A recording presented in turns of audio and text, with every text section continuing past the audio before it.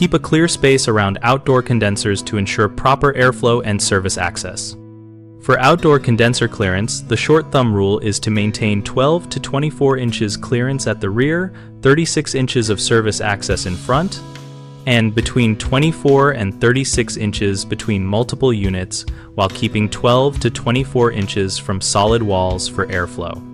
Position the unit on a level pad, so refrigerant lines slope gently toward the compressor to avoid oil trapping, and protect lines with a rigid conduit or foam sleeve to prevent kinking and thermal loss. When planning placement, allow for at least 36 inches of unobstructed walk space in front for a technician to remove panels and reach controls and components without squeezing or leaning over the unit.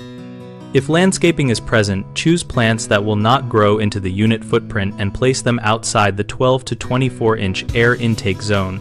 Prune seasonally to stop leaves and debris from accumulating.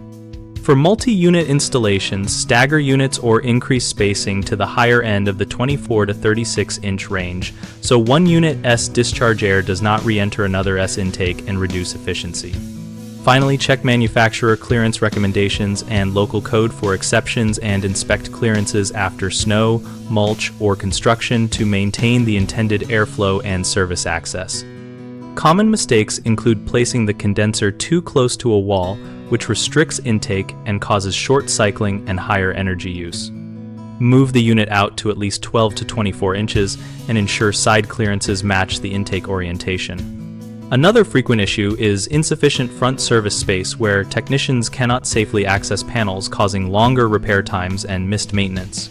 Provide a minimum of 36 inches of clear, level approach, and keep it free of obstructions. A third problem is crowding multiple condensers too close together, which allows recirculation of warm discharge air that reduces cooling capacity and raises runtime.